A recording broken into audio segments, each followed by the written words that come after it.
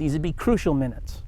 Enough time probably to get US bombers off the ground and to launch the US's own land-based ICBMs.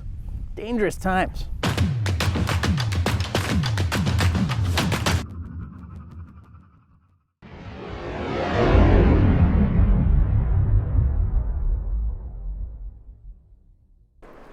In November 1956, Nikita Khrushchev addressed a group of Western ambassadors, including representatives of a dozen NATO member states, gathered at the Polish embassy in Moscow, boldly declaring, and here I'm quoting from him, "About the capitalist states, it doesn't depend on you whether or not we exist. If you don't like us, don't accept our invitations, and don't invite us to come see you." The premier then added, "Whether you like it or not, history is on our side. We will bury you." And at these strong words, many of the Western diplomats marched out of the room in protest, but a gauntlet had been thrown at the West's feet. Less than a year later, at a September 30th, 1957 National Academy of Sciences conference in Washington, D.C., Soviet scientists boasted that they were on the eve of the first artificial Earth satellite. The news worried their American counterparts, who were still months away at best from being able to successfully launch a satellite into space.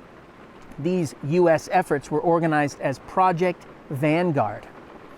Well, days later, on October 4th, and to the dismay of Vanguard's participants, Soviet media outlets announced the launch of the world's first artificial Earth-orbiting satellite, Sputnik 1, from a rocket testing facility in the Kazakh desert. "World's first artificial satellite of Earth created in Soviet nation," trumpeted Pravda's front page headline. 2 days later, Pravda really got to the point with the declaration, "Russians won the competition." That was the headline. Russians won the competition. Well, the news sent shockwaves across the United States and much of the world, adding strength to Khrushchev's declaration the year before in Moscow, and calling into question America's claim to be the greatest nation on earth. What a claim, and whatever that means. Anyway, how could a communist system, people asked, have produced such astounding results ahead of a capitalist one? Now somehow, in some new way, the sky seemed almost alien, remembered Senate Majority Leader Lyndon Johnson after hearing news of Sputnik 1 on the radio. I also remember the profound shock of realizing that it might be possible for another nation to achieve technological superiority over this great country of ours. That's what he said. Well, by the next day, most Americans had heard about this singular Soviet success. Many now worrying that the Reds would use Sputnik in conjunction with their missiles to target America. In the words of American Rocket Society executive James J. Harford, the news of the launch in the world's leading newspapers got second coming treatment. Let me quote from a NASA publication on Sputnik 1 here at length, because I think it describes the feeling of the time really well. Okay, so here we go. Quote, "2 generations after the event, words do not easily convey the American reaction to the Soviet satellite. The only appropriate characterization that begins to capture the mood on October 5th involves the use of the word hysteria. A collective mental turmoil and soul-searching followed as American society thrashed around for the answers to Hagen's questions. Almost immediately, 2 phrases entered the American lexicon to define time: pre-Sputnik and post-Sputnik. The other phrase that soon replaced earlier definitions of time was space age. With the launch of Sputnik 1, the space age had been born, and the world would be different ever after. The launch of Sputnik 1 had a Pearl Harbor effect on American public opinion. It was a shock, introducing the average citizen to the space age in a crisis setting. The event created an illusion of technological gap and provided the impetus for increased spending for aerospace endeavors, technical and scientific educational programs, and the chartering of new federal agencies to manage air and space research and development. Not only had the Soviets been first in orbit, but Sputnik 1 weighed nearly 200 pounds, compared to the intended 3.5 pounds for the first satellite to be launched in Project Vanguard. In the Cold War environment of the late 1950s, this disparity of capability portended menacing implications. End quote. Well, had Americans been able to actually see Sputnik, perhaps their collective panic would have been more subdued. The satellite, equipped with a tiny radio beacon, was the size of a beach ball. And 3 months after its launch, it had fallen from orbit anyway. But none of this mattered in the weeks after Sputnik, especially when the Soviets successfully launched an even bigger satellite, Sputnik 2, on November 3rd. This one carrying a dog, a Moscow stray named Laika. This second satellite weighed 6 times more than the first, and it remained in space in orbit for 200 days.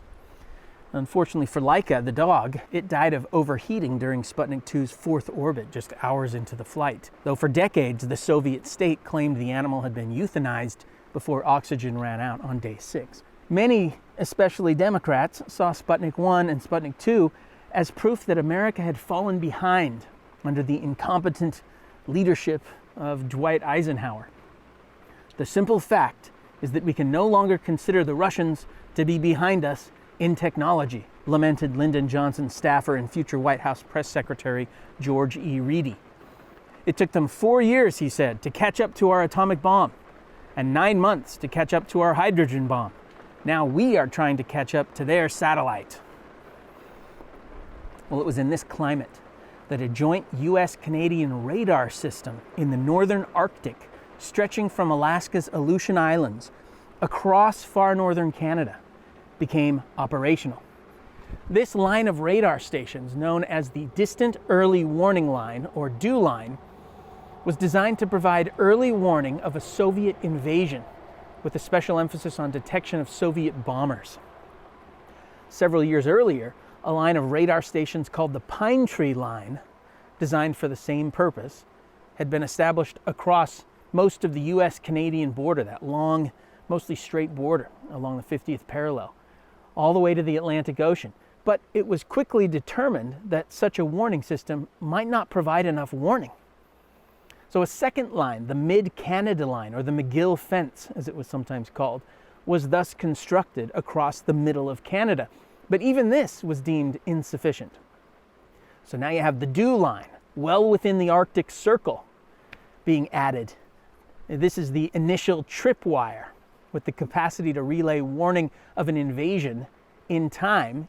In other words, giving the United States hours to mount a defense.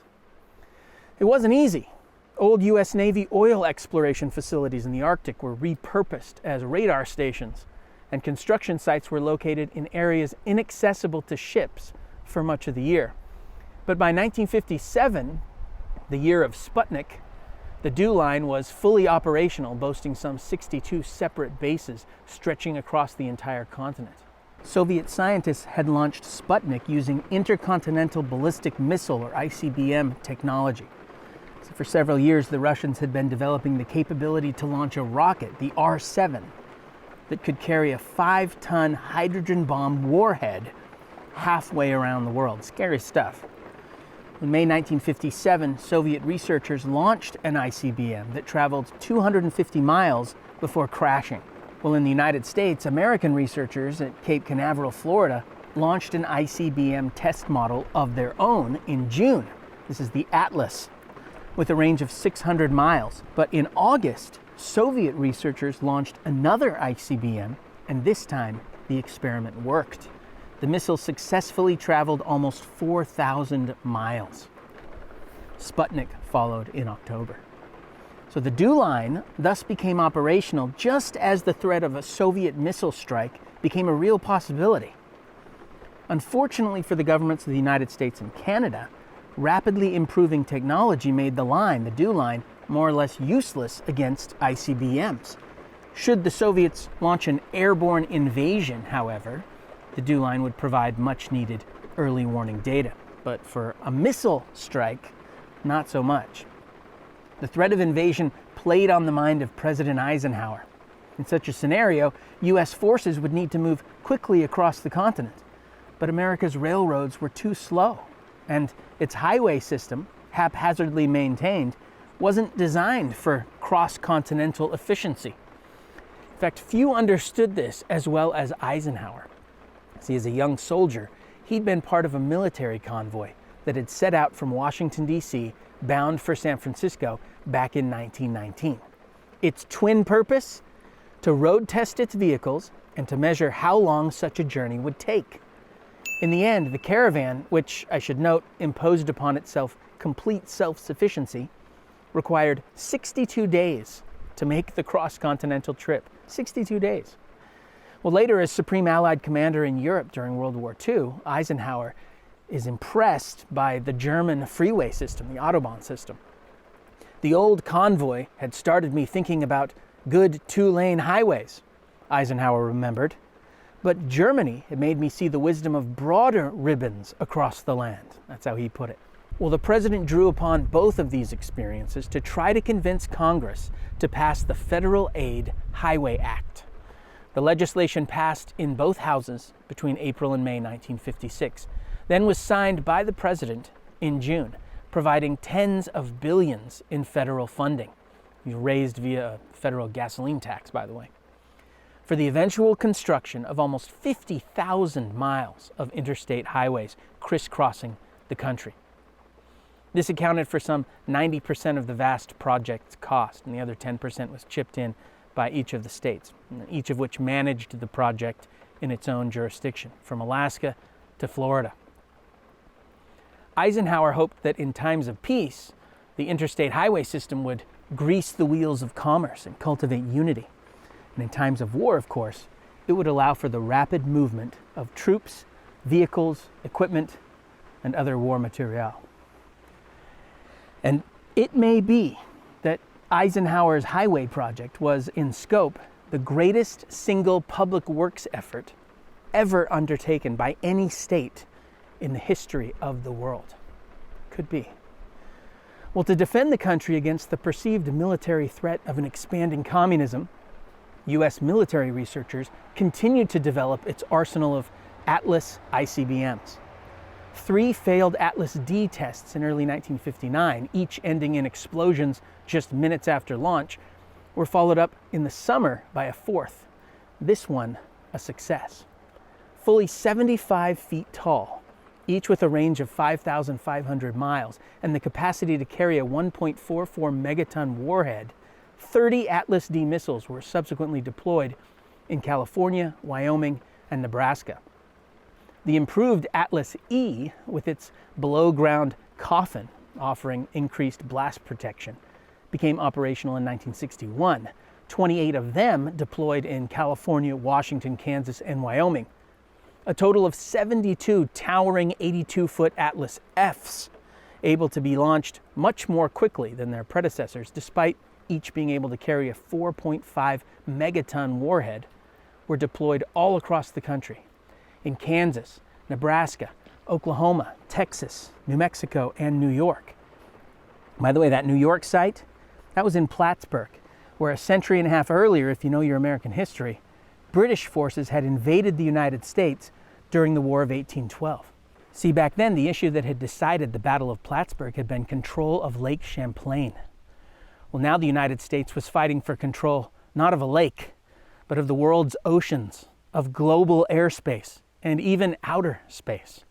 Times had changed. Well, with this in mind, the United States and Canada organized the North American Air Defense Command, now the North American Aerospace Defense Command, or NORAD, in May 1958.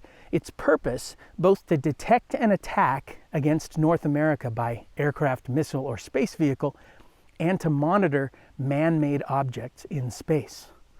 Among other things, NORAD oversaw an anti-ballistic missile system, Nike Zeus, designed to thwart incoming Soviet ICBMs. Well, over the next several years, hundreds of Nike missile bases were built, scattered across the United States, from Alaska in the extreme northwest to Florida's Everglades in the far southeast. The same year NORAD was established, the U.S. Air Force began constructing a network of 12 radars as part of its ballistic missile early warning system. Completed in 1961, it was hoped that in the event of a nuclear attack, the ballistic missile early warning system would give the United States between perhaps 25 minutes and 10 minutes of advance warning. Minutes. But these would be crucial minutes. Enough time probably to get U.S. bombers off the ground and to launch the U.S.'s own land-based ICBMs. Dangerous times. The shortest route for a Soviet missile with a nuclear payload would take it over the North Pole. So the ballistic missile early warning system radars were set up in the far north, notably right here at Clear, here in Alaska. In fact, right through those trees is a Space Force base that used to be an Air Force base, where one of these 12 radars is located. Still used, refitted, repurposed for other functions, but still being used by the Space Force base. I tried to get on the base a couple hours ago, but the guard wouldn't